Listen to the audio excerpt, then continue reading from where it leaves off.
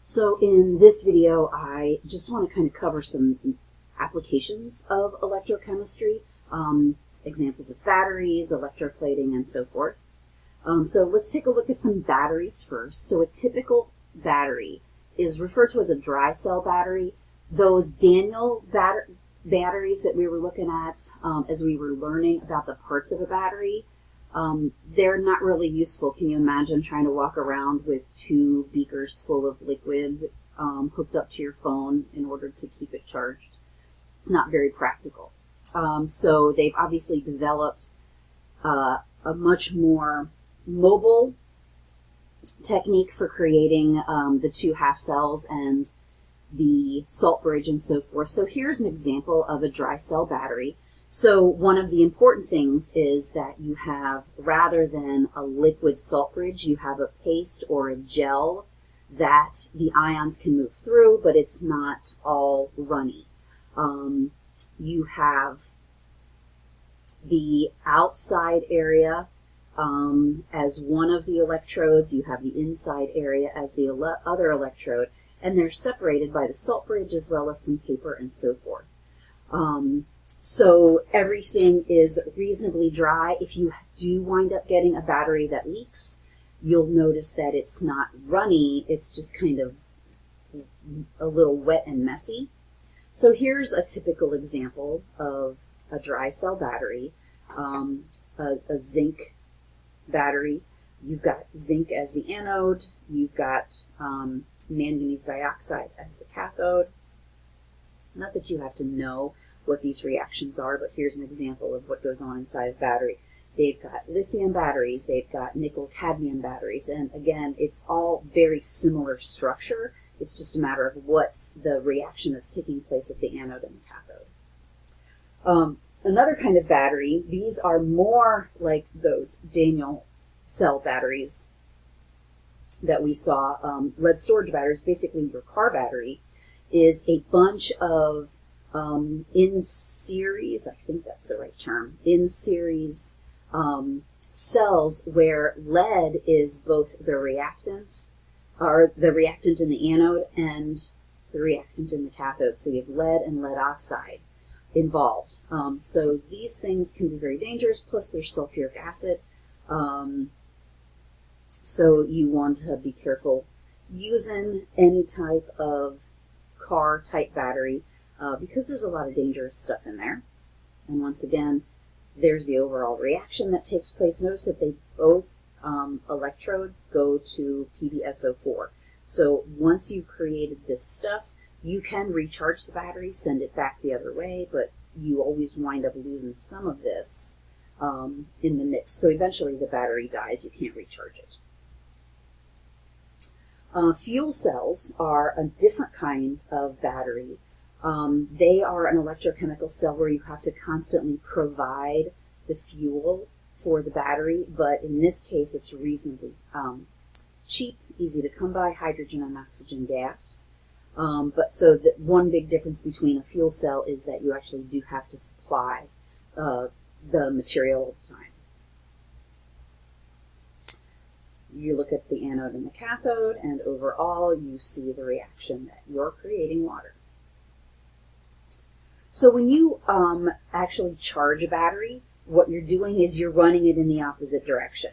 And so for those of you who are car aficionados, you know this stuff already. But if not, the way that you charge your battery is with something called an alternator. And if your battery's dead, it could be that the battery needs to be replaced, or it could be that the alternator's not working properly. So sometimes you'll hear your mechanic say, oh, you need a new alternator, or you need the alternator fixed, or something like that. So that has to do with the battery. So another example of electrochemistry is the process of corrosion. So you have something that is metallic.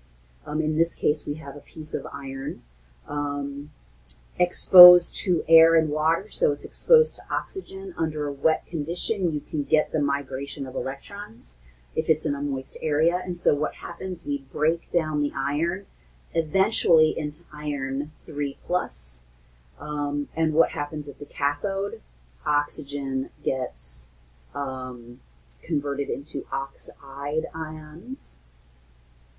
And in this case, you create some water, but you also create some iron oxide, which is what the rust is. So here's an example of spontaneous reaction that is not too favorable, in our opinion. How can you protect against corrosion? Well, one way you can do it is using a sacrificial electrode. So you, for example, bury a storage tank underground. That iron is going to start to rust because of the moisture in the soil, unless you hook it up to a sacrificial electrode like magnesium. Magnesium is much more readily oxidized than iron is. So iron's not going to oxidize until this electrode is used up. So if you keep replacing this electrode, you don't have to worry about this tank corroding. Same thing happens on the bottom of ships. They'll put zinc on the outside of a ship so that it gets oxidized as opposed to the aluminum or the steel of the ship. Water tanks have electrodes in there as well.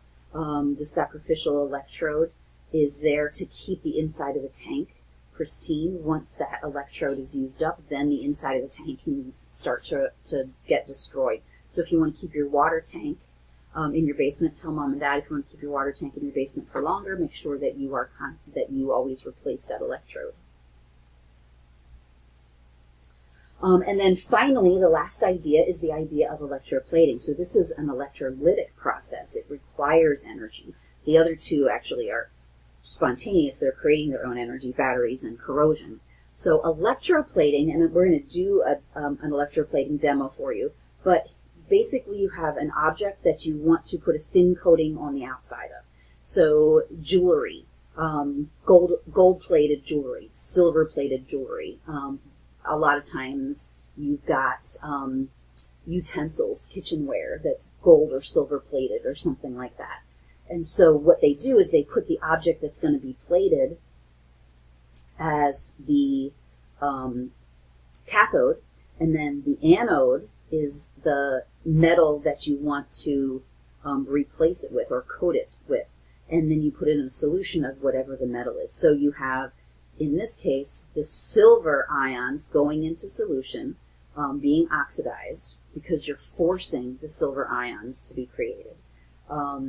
And then they swim over here and wind up reforming on the surface of whatever the object is that you want plated.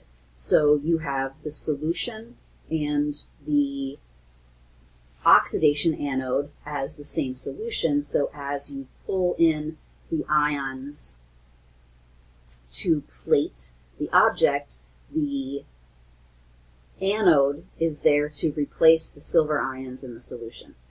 So like I said, we're going to do an example of electroplating. Okay, so there's some examples of applications.